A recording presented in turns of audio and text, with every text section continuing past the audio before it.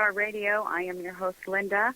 I hope everybody is having an awesome Friday night and a good weekend starting. Happy Hanukkah out there to all my Jewish brothers and sisters celebrating this evening. And I have a great show in store for you guys tonight. It will be the last one of the year. There will be a replay next week as I'm going to enjoy the holidays with my family. But I'm joined tonight in a few minutes by children's book author Denny Gager. He has a new Christmas book out, and he's also the CEO and part owner of DTM Wicked Radio.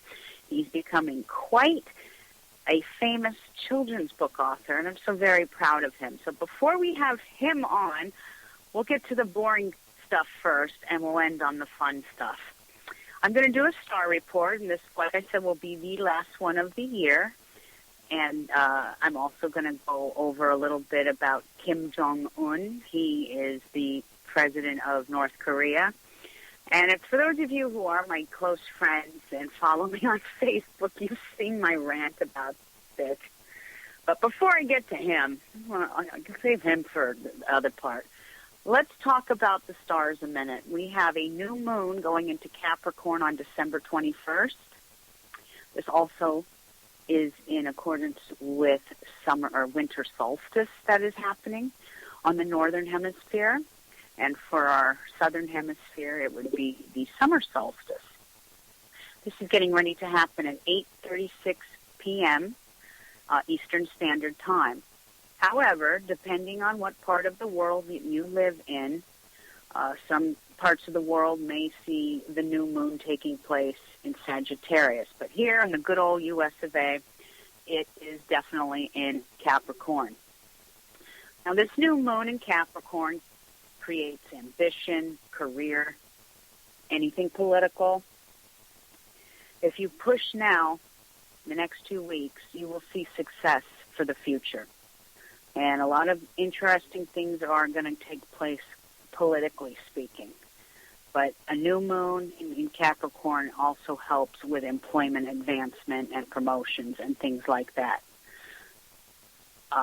Now, on a holistic point of view or on an astromedical point of view, any type of healing work that's done now on the bones, the knees, teeth, which is like dental work, skin, like facials, and even getting Botox. Some of you out there who do that, get fillers. Remember that you always want to use the moon to your advantage. As human beings, we don't understand this, and this is why I have my show, to keep reiterating it to you. You always want to use the moon to your advantage, and what that means is if you're adding anything into your body, you want to do it in a new moon phase. So if you are a person who does like to go and get facials and have all kinds of things done to their skin, there's all these high-tech advanced facials that you can get done, Botox, Juvederm. When you add something into your body, you want to do that in the waxing moon because you're adding to the body. When you take out of the body, you want to do that in a waning moon. So I used the stars to my advantage last week. I had started a root canal. I did it in a waning moon because we weren't adding a tooth. We were pulling the roots out of the tooth. Crazy as that sounds, I got through it with flying colors because I used the fluctuation of the moon to Linda's advantage. Anyway, Capricorn, it's all blessed under the stars. Dental work, facials, anything like that. You want to expect beginnings and endings in this phase, too. There's going to be new phases of all of our lives, or many of our lives, not for everyone, but other, quite a few of us. There is much progress that's going to be made within the next 2 weeks.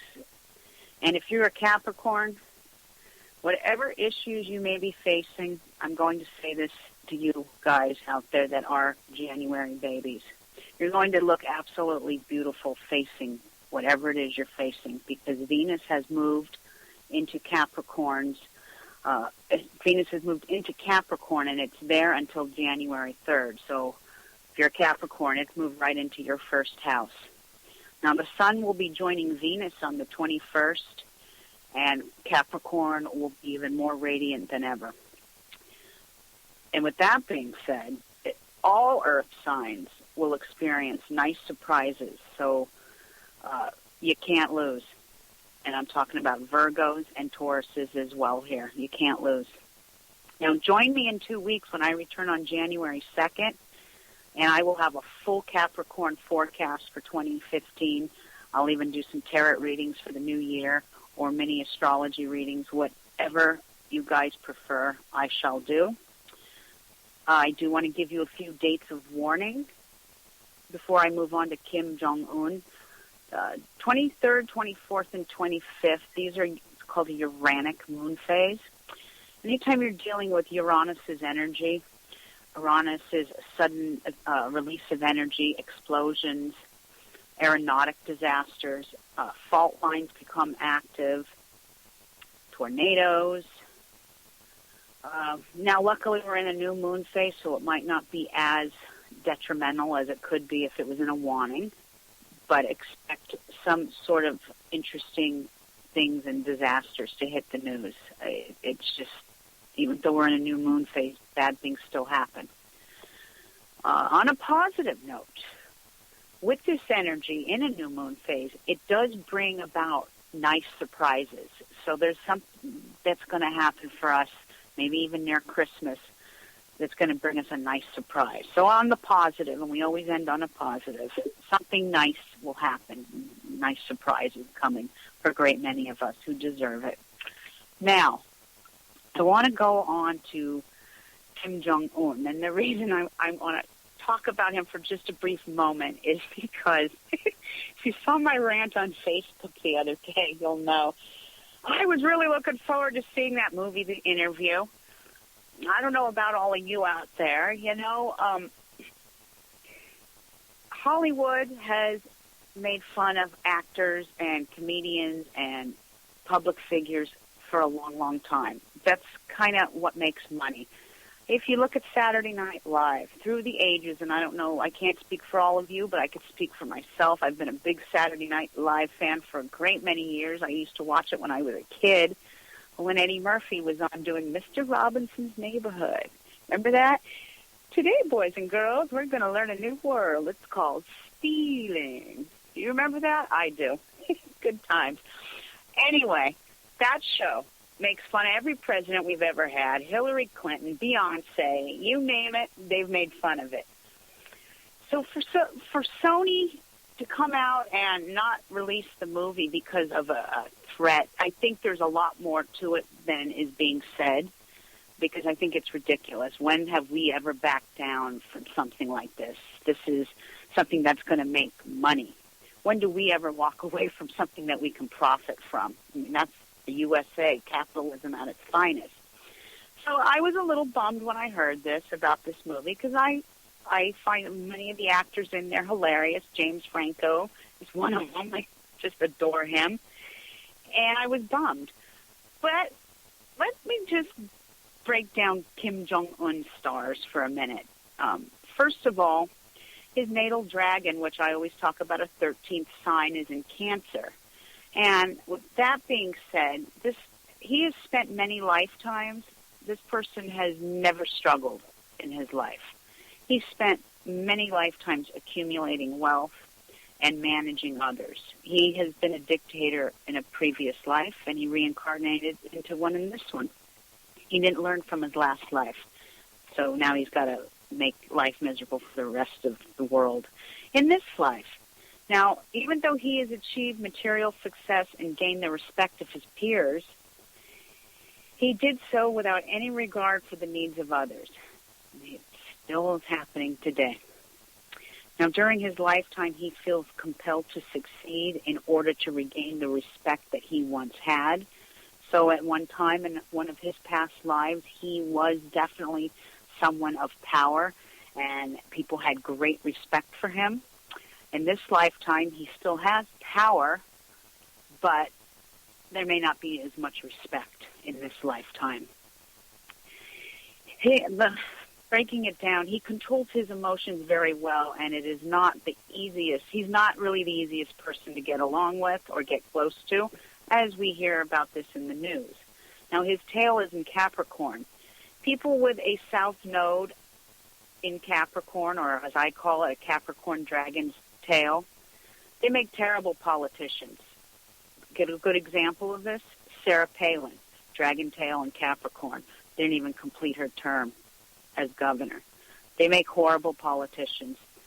Here's another example of a dragon tail in Capricorn. Marilyn Monroe, beautiful Marilyn Monroe. She had this placement.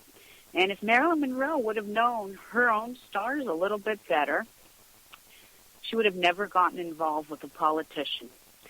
I have a daughter. One of my kids has a placement with a dragon tail in Capricorn. And I had a long talk with her one day, and I said, do me a favor.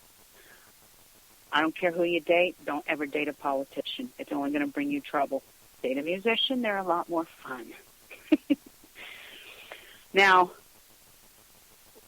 Kim has this placement right on himself because he is a Capricorn.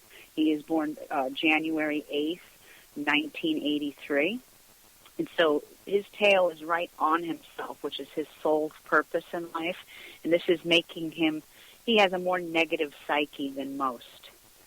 Now, he also has a moon in Scorpio. And anytime you have a moon in Scorpio, you have a self-serving, egotistical, and dangerous person on your hands, simply put. Now, I'm not saying that people with a Scorpio moon all act like this, but you must remember that Scorpio moons, their relationships are filled with possession and jealousy, and they can become very cruel and vindictive if they are hurt. So if any of out there know, if your friends, your lovers, your boss has a Scorpio moon, walk on eggshells.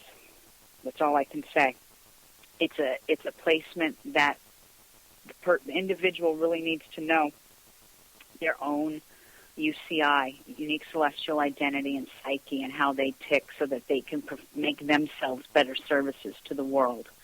I don't know if any of that makes sense to a lot of you, but it makes sense to me. And that's not saying all people with a moon in Scorpio are like this. I have a dear friend who has a placement like this, and now that she knows her placement, she's able to understand how to harness that resentment and jealousy and when they've been hurt, how to let go and move on instead of harbor all that darkness inside of oneself. Now, I'm going to end this on a funny note before I get Denny on with me. Kim Jong-un has a Saturn in Scorpio. Now, this is a family show. I'm having a children's book author on in a second for a children's book. So anytime you have a Saturn in Scorpio, this is within the realm of astro health again. This represents a man who has major sexual issues with himself and his sexual organs. It usually means that he is not very well endowed. And I say no more than that because this is a family show. But I thought that would give everybody a good laugh because, the way he acts and, not, giving the United States a virus and stomping his feet because they're making fun of me. Well, he's got an inferiority complex because he's with, he has lack thereof. I say no more. Anyway, enough yakking about the stars and Kim Jong-un. If you follow me, you have heard him on my show before. I've had him on a couple of months ago, actually. I believe it was in October because he had a Halloween book out. Well, tonight I have him on again with me because he has not only released another children's book, but he has been getting awards and nominations left and right. Ladies and gentlemen, Denny Gager, children's book author. Welcome, Denny. Hi, Linda. How are you? Hi. I'm good. How are you this evening? I'm great. Thank you for having me on. Now, you wrote a book. You're very welcome, by the way, anytime. Now, you wrote a book called Billy Rabbit Saves Christmas. Yes, I did. I debuted, I believe, November 10th. Okay. And how is it doing? Well, when it debuted number one on hot new children's book releases, and I've been nominated for 2 children's awards. Awesome. Awesome, awesome, awesome. I have a question for you. Yes, ma'am. And I have asked you this before, but this is a different show, and I want to know, where does your inspiration for writing come from? Actually, I've always loved writing, but my inspiration just comes from, I'm trying to think, he's always a tongue tire. There's so many thoughts always hit me, but my inspiration it comes from the world around me, because I work around small children, and I love the way they look at the world, without all the rules and boundaries that that we have to deal with on a daily basis, and how they look at everything fresh and new and exciting, and they enjoy, getting up every day. And that's kind of the way that's where I get my inspiration from, because I want to kind of catch that and kind of get that, feeling in my books out there. Well, I work with small children, too, obviously not in the same capacity as you. I serve food, and I know what you mean, whether it's us feeding them or us writing a book for them. It is so rewarding to see those little faces and a little smile that gives them such joy from something so simple. Oh, for sure. I mean, I love it. I've already, like I said, I did a book reading at the local library, and seeing the little guys sitting there smiling ear to ear when you're reading the story, it really, that you're doing a good job when you see the little ones there just brighten up and just get all excited and start asking questions about the characters and really get into it. So that when you see that, it's worthwhile. Absolutely. It's so rewarding. Now, you've been nominated. You said you were nominated for 2 awards. Which one was one of them? The Beehive Award? Yes, it was the Beehive Book Award for Children's and Literature. Okay, and what exactly is the Beehive Award? Is that affiliated with some sort of scholastic company or? Actually, yes, it is. If you go look it up online, the Beehive Book Award it's a children's award is put out there for new and upcoming authors, and it's basically it's put together for people that that write books that people feel that this is putting out a positive meaning to children, and they think and they want to get people recognized for their accomplishments. Awesome. And what was the other award that you were nominated for? There were 2, right? Yes. The other one is the Children's Crown Award. Okay. It's a Christian award. It's to deal with for good wholesome family values. I actually, if you go to the website, Children's Crown Award, just look it up. You'll see it. They have a whole gigantic category, and I actually felt really honored that somebody actually thought my book actually was worthy to be on that category. Well, I think that's awesome. And this debuted as #1 on Amazon for the hot new children's book release, correct? Yes, I was just blown away when my illustrator, Annette Moonick, came out and and showed me on there. I was like, wow, I was just blown away. That's awesome. I'm so proud of you, Denny. And the hits just keep coming.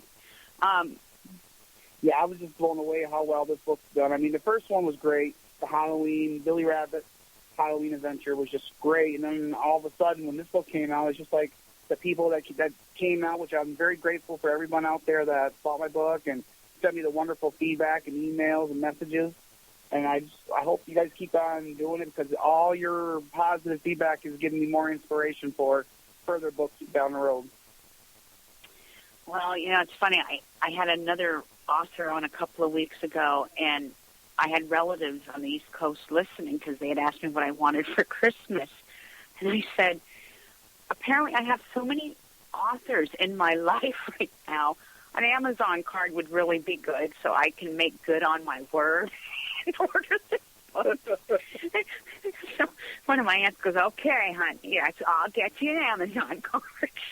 So I plan on ordering yours, Jason's, and Rick's in the next couple of weeks, soon as Christmas time comes. Jason's family? Yes. Jason's an amazing author. I love his work. I can't wait for his second book to come out. Awesome. Well, hey, I got to support the DTM family here, and all these books, all these incredible people I know are releasing. It's just awesome. I'm just blown away. I mean, Jason is the one. I'm so glad for Jason. His book's taken right off like crazy, and I'm just honored just to even be in a small category with all the many great authors out there. But, you know, I say this because I've written a children's book before. I'm actually thinking about writing another one. I haven't decided whether it's going to be children's or more on a metaphysical path. But there's a difference between writing for adults and writing for children. And I'm not saying that one is more rewarding than the other, but children, there's something about children. Like you and I were talking just the other day, and we were talking about this autistic boy that just melted your heart. And it's those precious moments those are priceless. I mean, I can't explain it. Can you? Oh, my gosh. No, it's just, well, could I share that story? Pardon me? Could I share that story? You sure can. Share away, Danny. Yes, please share that story. Because I cried when you told me. Oh, my gosh. I tell you what, Tiffany had almost a tear in her eye, and I to be honest with you, I did too a little bit. But, yeah, absolutely. I'd love to share it. We were at a book signing at Robertson Science Center this past weekend. They have a big Christmas festival down there, and we were just, and when they offered for us to come there and do a signing there, we were just like blown away because it's a beautiful location. Well, anyways, while we're down there, we have our table set up, and there's all these beautiful Christmas trees all set up. They have trees set up from around the world, all different countries. It's just an amazing place. Well, anyways, we had our table all set up. We weren't even there maybe 20 minutes. Had the books all set up. We were sitting there, and I saw what happened out of the corner of my eye. Seen this parents coming through with the little boy, and he's looking around at the trees and everything, and you see this big smile on his face. And then all of a sudden, when people walk by, he kind of drops his face down and kind of stepped back. And I was like, oh, I go, he's super shy. And Tiffany says to me, my wife, Tiffany Beth, who's amazing, by the way, says to me, she goes, no, he's not. He goes, he's not shy, honey, but he's autistic. Because Tiffany works with autistic children in her job. And I was like, oh, really? And then she said that's just the way they react, to surroundings. Because that's not. Because, well, you understand better, you and Tiffany would with autistic children. It's just, they're in a different, their mind's just like in different, different section than what we see, Well, anyways, they're walking around.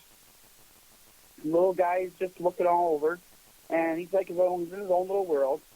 And as they're walking by the table, the little guy stops.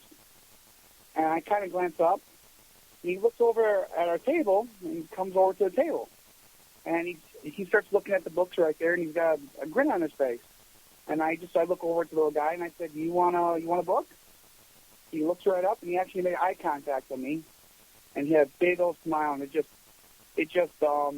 melted my heart right there, just to see him, just that moment where I actually, like we broke through this little barrier. And I was like, here. I handed him the book, and then his dad said to me, he goes, well, how much? I said, I don't want anything. I said, Merry Christmas. Oh, dang. And it just, and the father looked at me and gave me a smile, and Tiffany's all happy, and the little guy's smiling ear to ear, and all of a sudden he pulls the book open, and he starts looking at the pictures.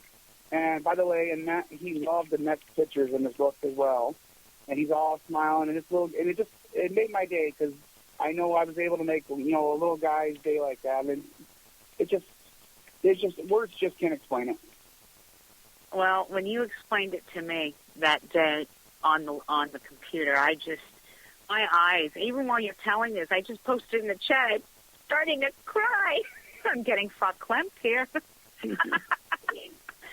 But it's just so touching, especially when it's, an autistic child, because,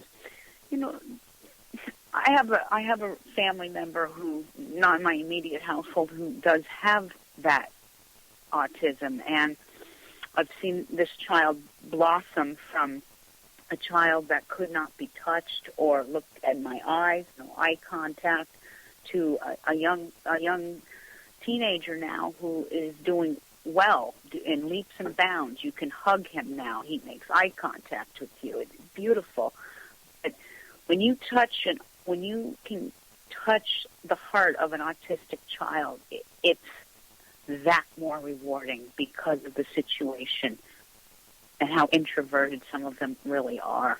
And it's not because they're introverted, it's because of their situation. It's a beautiful thing, Denny. Oh, like I said, it made my day, and that's, no matter what happens, moments like that is why I got into doing this, and this is exactly what I was talking about, seeing the world through their eyes, because it just makes you feel good. There's so much negative out there. If you can do one good thing, just to make one person, one child happy, it's worth it, no matter what. I work in food service, and I work in a cafeteria, and I'm a cook, and I serve to children. And some of the kids I serve to, they're migrant workers, so they're very poor, and the meal I serve them sometimes is the only hot meal that they get all day. I had this girl come up to me just this morning and say to me, she gave me a candy cane. She'd had a candy cane, and she says, I'm sorry, this is all I have to give you. She says, but I just wanted to thank you. I think she was about 4th or 5th grade. I just wanted to thank you for all the nice things you do, because I don't usually get a warm meal. I was like, oh, my God. I would cry. It was so touching that, most kids don't care. It's the lunch lady, it's the cook, it's this. But for a child, go out of their way the last day of school before their 2-week Christmas break, and gave me a candy cane that she probably got from a Christmas party in class. I'm sure her parents didn't go and buy them to give out to the teachers. It's just touching, Children are so fragile and innocent and beautiful. And it's a beautiful thing. Absolutely. You're still there? Oh, yeah. Yes, I'm right here. Yes, absolutely. I was just really giving you your story. That's wonderful. I mean, I have some of the same experiences. Like I said, I work for a school myself. I'm actually a custodian, and then on the weekends I do security for the school, and I usually work all the sporting events, on and wow. on. So, yeah, we're always doing something. So I'm always working around the kids, the younger kids, the older kids. But you don't do that now, right? Huh? You don't work in the schools now, do you? Oh, you kidding? Yeah, I got to pay the bills. I do everything. You've done it in the past. Oh my gosh! No, I do everything. I work down in the schools. I do security. Oh, okay. Yeah, no, I still work there. I wish I only had one job, but life gets in the way. Well, that's true. Called bills. That's why I work in the schools. It's not because of the wonderful pay. Trust me, folks. It is a union job, but the pay stinks. I mean, but because I have kids, I need those hours off. I can't work till 6, 7, 8 o'clock at night with children, and I'm off for the holidays. As a mom, those are important things, But yeah, it's a job. It's not the best paying job, but it does pay the bills. I will say that. Denny. Yes, ma'am. But what's next for you?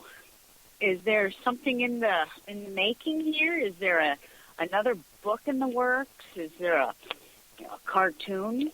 Are you going to do a cartoon next? Like a movie cartoon? I mean, I'm just so proud of you, and you're being so successful here. The sky's the limit, my friend. Well, actually, now that you mention that, actually, right now we're gonna there's a new book coming out where me and Annette are working on the illustrations as we speak.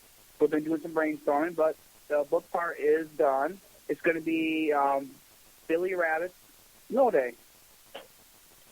Snow Day. Yep, and it's going to be released in January. I'm not quite sure on on the date yet because we're just working on the illustrations, but it should be, I'd say, mid-January the latest.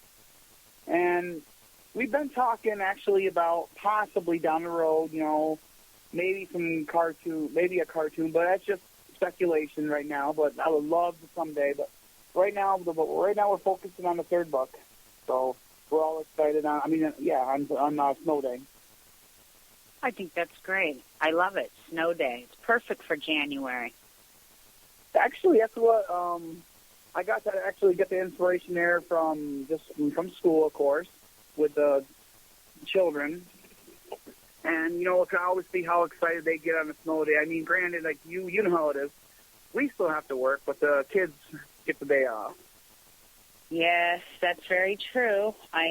My teenager was off today. Their high school's out already, but I still had to go to work because elementary school was still in. And it was like, okay, you lucky little girl. You get to sleep till 9. Definitely looking forward to that. That's the funniest thing. Now that you mention that, I've had little ones down in school when I was working at the elementary. And they would be like, get a snow day. They come in the next day, like, what'd you do on your snow day? I said, I was here shoveling all day. What? You still had to come in? I go, oh, yeah, we still got to be here. Aww. Well, what do you do? I said, well, you see all these sidewalks that you're out here playing on, you're coming in. Yeah, on entranceways, yeah. We're the ones that open all that up for you guys, so you guys get in here without, safe and sound without slipping and falling. Aww.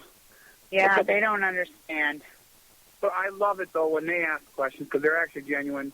I mean, I had a little kid. I'm not joking. I'm not just saying. I had a little one there during the summertime. I remember when I was working over at the elementary. I was out there sweeping the sidewalks in the morning right there because usually after winter you got all that sand and gunk out there, and they want to get all the insulated cleared up. I'm sweeping, and here's this little girl. Can't be much more than maybe 5 or 6 out there. And she's standing by the curve right there during her playground. All the kids are up there playing. She's over there with a little, I don't know where she got it from there, like a little broom. And she's sitting there trying to sweep the sidewalk. And I go, what are you doing? She goes, well, I want to help. I go, help? Aww. She goes, I see you guys out here doing this. I want to help. And this little kid's telling me this. I went over and told the teacher right there. I told her what she did, and they ended up they gave her a little certificate there, so she got a little ice cream right there and for helping out. And it just made my day because this little girl is telling me, she goes, I want to help you guys. And it just just stuff like that is just like where I get all this from. Oh, that's awesome that you get your inspiration from children. You know what? When I wrote my first children's book, it was my own kids that gave me that inspiration. And it was just a simple little question that my now 14-year-old, when she was little, asked me, and that was, Mommy, why do you recycle? I'm sitting there explaining to her why, and I explained it to her, and she says, wow, you explained that great. You should write a book. Walked away, sauntered off, and I'm going, light bulb, ding, oh my God, out of the mouths of babe. I should write a book. So yeah, I get my inspiration from the kids too. It's amazing. Now, Denny, you still with me? Yes, I'm right. Where can we order these books from? Oh, you can get the books on Amazon.com or BarnesandNoble.com. Amazon.com or BarnesandNoble.com. Awesome. Yes. And hopefully soon they're going to be in some retail stores as well. There's some in the talks, so hopefully. But right now, Amazon and Barnes & Noble is the best places to get them right now. Now, can you walk into a Barnes & Noble store and see it there, or is it strictly online ordering? Right now it's online, but you can go into any Barnes & Noble, and you may get lucky enough, possibly, there might be one that, because I know some locations, like in Binghamton, some people have ordered my book, and I know they have a copy in there. So that's just happened to be that location. So you can go in there and you can ask for it, and they can order it for you right there. Awesome. Well, I see great things ahead for you, Denny. As I said, your first book came out. It was a great hit. The second one came out. Hey, the third one's got to be a charm, right? I mean, here's hoping and praying. I'm excited. No matter what happens, I'm just blown away. I'm just really grateful to work with wonderful people like Annette and Lisa and Branch Point Publishing. They've been nothing but wonderful to me. Well, yes, it does help when you have an excellent publicist and publisher. You know what I mean? Oh, absolutely. That's where I went wrong with my children's book, is I went with a horrible publishing company that really didn't care about kids reading books. It was all about the almighty dollar. And when you go with a company like that, it kind of diminishes the whole essence of the story that you've written for children. It takes away something from it that was so special and sweet in the beginning. But that's with that publishing company. Luckily, French Point is a reputable and well-known company, and they're doing great things, and I may go with them too when I do my next book. And I think the publicist is listening, and I hope she hears me. Hint, hint. I'm on chapter 10. Anyway, Amazon.com and BarnesandNoble.com. Anything else you want to add, Denny? We've got some time here. We're just going to have to goof off since it's the holidays and for the next 20. Actually, well, there's going to be another event I'm looking into right now for hopefully when Snow Day comes out. I believe I'm going to be back down in Roberson again for another book signing and reading down there. All right. And I'm waiting to hear back from the local library down here as well. I believe there's going to have some events coming up here for authors. Like they do events on the weekends. I can't remember the exact name of it. It's just like basically it's for children. Authors can come in and they have like an expo where little kids can come in throughout the day and you can meet different all kinds of genres of different authors down here. Awesome. Now, let me ask you something. Do you have any plans on going to, every May, I think it happens in May, there's this huge children's book event that happens in New York City. I know, what's her name? Oh, God. Sarah Ferguson, the Duchess. She's written all these children's books. She goes to this event a lot. You think you'll get that opportunity to go to that event in New York City? I'm hoping the wonderful Miss Annette, who's listening and happens to be in the chat room, can maybe work some magic and get me into that event. I would love to go to that. Yes, it's like the granddaddy of all events for children's book authors, and it happens once a year, and I believe it happens in May. I could be wrong, but I really do think it happens in May, and it's this big event. I would like to go check that out, too, one day when I'm in New York City in May, hopefully. But when I remembered that event, I thought of you right away. I go, he's already got 2 under his belt, and by May he'll have a 3rd. At the rate you're going, Denny, you might have a 4th by May, because you're getting them, you're whipping them out there every couple of months. Boom, boom, boom. Actually, I actually am working on the 4th book right now.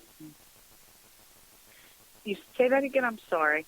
Oh, no problem. Actually, I told you, we're just finishing up the illustrations on the 3rd book and getting it ready to go.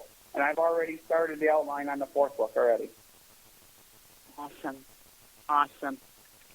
And I'm looking at your publicist who's in the chat saying, yes, we need to look into that. How cool. Yes, it is. It's a very cool event. So, we have a couple of minutes before the end of the show, and like I said, this is kind of a lighthearted show. I don't, the last show of the year before the holidays, I don't like to get too into the stars and negative and whatnot, because it's a time of happiness and merriment in reality. And so, tell me, what are your plans for the holidays? Okay, well... How crazy is it in your household? Mine's a comedy of errors. Well, usually we go to my mother's, and everybody and all my brothers and sisters and all them come. But this year, unfortunately, my mom had knee surgery Monday. She had both her knees replaced.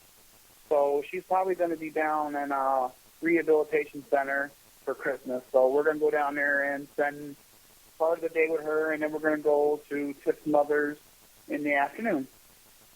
Very nice. Very nice. No drama. Do you have family drama, or is that just an Italian family? I think that's only an Italian family.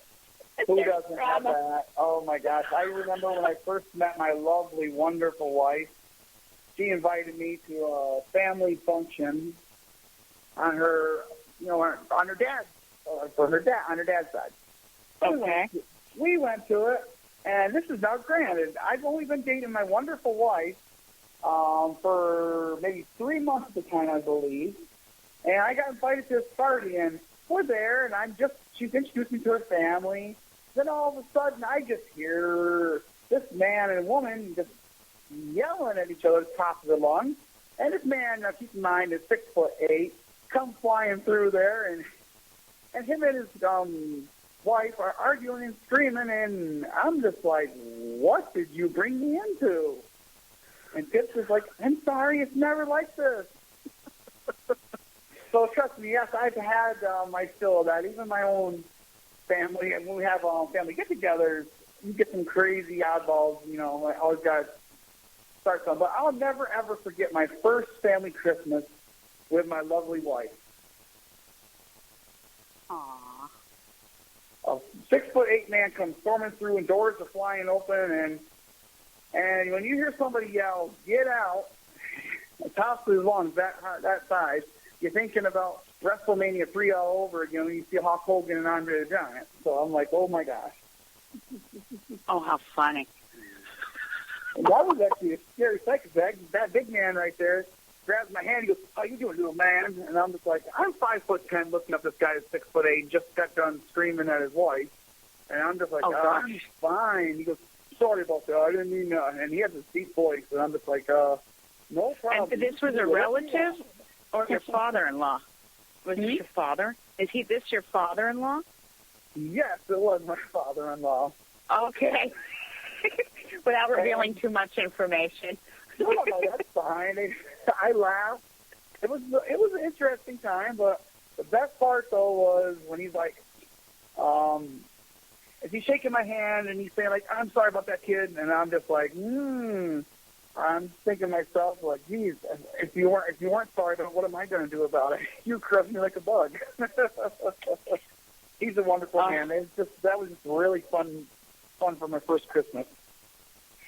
Well, I know that a lot of families have those stories. We had an incident just last year on Christmas. Our family does a big Christmas Eve, with calamari and minestrone soup, and making everybody hungry out there. You ready to eat now? And last year, I'm not going to say who because they're probably listening, but a relative of ours and his wife got in a big fight, and the fight got brought into the house, and there was screaming and yelling, and a couple of the other relatives just kind of sat there eating their soup, just looking in their soup bowl, going, maybe if I don't move and just sit here and eat, it'll all go away. I'm running around the house, playing the, I almost want to call it devil's advocate, but I was trying to be the peacemaker. Come on, don't fight. You've got your kids here. They're ready to open Christmas presents. We're going to have a nice dinner. It's Christmas Eve, blah, blah, blah, blah, blah, da-da-da-da-da. It finally calmed down. So I'm actually hoping I have a calmer Christmas this year. Well, I don't want to play resolution conflict lady. But every family... I don't feel like playing referee on Christmas Eve. Maybe I should bring my zebra outfit, my stripes, and get all dressed up with a whistle. All right, team, are we ready? That within itself would cause a big fight. Hey, you know what, though? That makes Christmas interesting, I tell you what. It does. It does. I brought my husband about 10 years ago back east to meet my relatives in New York, and I was in Staten Island, and I have a cousin back east, and we love each other to death, but we fight all the time. Just fight, bicker. And my husband is not Italian, and he wasn't raised on the East Coast, so he really doesn't understand how the East Coast ticks and how we act. And my cousin and I are arguing, and the argument's getting louder and louder and louder. And my family is in the living room, and they just keep talking over us, ignoring everything. And my husband's kind of looking back and forth going, should we be interfering here? Is this going to, what's getting ready to happen here? And she and I just kept fighting. And, no punches were thrown. We didn't go to, we didn't start wrestling in the kitchen or anything. But when when someone is not in the family and they're looking from the outside in, it's kind of different. But afterwards, he says to me, now I know, he goes, how Italians tick. He was explaining that, they have a loud voice, but it's not really fighting. He goes, and I never could understand when you would say, I'm not yelling, I'm just talking to you. You'll know when I'm fighting. And he goes, now I know what fighting really is with Italians, because that was beyond fighting. I was like something out of the Mob Wives without punching anyone. I never heard so many F words. Just going, yes, that's my walk of shame. But that's family, Hey, actually, can I ask you a question? Sure. Okay, as a kid, can you remember one of your most favorite memories from Christmas, since it is Christmas season? As a kid? As a kid or dog, doesn't matter. I'm just saying one of your most favorite Christmas memories you may have. Okay, I do have one, and on my dad's side, my dad's mother, my grandmother, she was a very strict, stern, and proper English lady, and she was Canadian, but via England, so she had a bit of an accent, and she was very proper. And every Christmas Eve, I would get a beautiful, fancy Christmas dress every year. And I know that sounds kind of superficial now, but as a little girl who liked to dress up with the curls and the bows at Christmas, I was a tomboy too, but I loved girly dresses, during the holidays. One of my favorite memories is her always picking out some gorgeous little children's dress for me. I wish I had saved some of them. I wish my mom had saved some of them, because I don't think my kids would wear them, but it would have just made for a great memory. The only thing I have is myself as a little kid in one of those dresses. But that's one of my fondest memories of Christmas, is with my dad's mom with her fancy schmancy Christmas dresses. I have a couple of them. My grandfather, my Italian grandfather, he was, I'd say he was not a simple man, but he didn't have to buy him big, extravagant gifts. He would be perfectly happy with some Starbucks coffee or some sort of a sweet candy. Loved ice cream. Had a big addiction to ice cream. I remember, at Christmas time, always hanging out with my grandfather and, sitting around the Christmas tree. And my aunt and my mom both played piano, so they would play piano and sing. I come from a very musically talented family. It apparently skipped me, though, and bounced right into one of my kids. Yes, Tiffany tells me I break glass or eardrums. You can go vice versa when I sing. So. This is what I explained now. This is why I do radio, because I do have a voice. I just don't have the voice to sing. But I could talk a hind end off a horse, That's the reason why I'm writing books, because I can't sing or dance, and I look much better. You don't have to see me when I'm writing a book. People are like, oh, wow, hey, I don't have to hear my voice. There you go, It's all good. And, what's funny, too, is this time of year, people seem to some people get a little lonely this time of year, and I notice it when I go on Facebook and I look at some of my friends' posts, and I know this time of year is really hard because there's a lot of people that we've lost a lot of people that we love. Some have lost more than others, and this time of year, it kind of gets us a little sad, a little depressed. You know, I always think of my grandparents this time of year and how much my grandmother would used to make these cookies called cuccidatis, which is these Sicilian cookies made with fig and liquor and walnuts. And ever since the grandparents passed away, they don't seem to carry on that tradition quite as much because the younger generation, you know, my 14-year-old looked at me the other day and goes, "What's a cuccidati?" I go, "Oh, my God, get in the kitchen now. We're making some." But this time of year, I noticed that people are a little lonelier and a little sadder, too. So all of you out there in DTM land, you know, if you know of a, you know, an elderly person who doesn't have anybody, you have no idea. Just going by and bringing them either a bottle of wine or something sweet to eat and a card and saying hello, or giving them a phone call saying, "Hey, Merry Christmas," you know. Speaking of Merry Christmas, Denny. Yes, ma'am. I wished someone a Merry Christmas just yesterday, and you guys know me, I'm a pagan. I don't cast any judgment, but I'm not one of these people that says, "Oh, how dare you say Merry Christmas to me."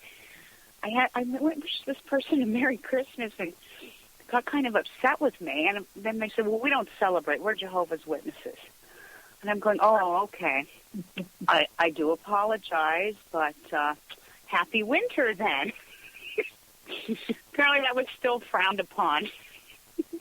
My sister-in-law is a Jehovah's Witness, so trust me, I love her, but we do not speak of religion or politics around each other because it won't work out too well.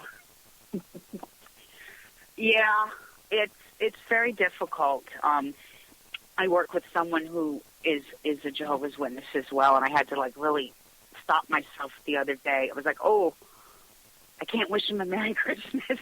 You know, the other lady I work with goes, "Don't wish him a Merry Christmas. Don't wish him a Merry Christmas."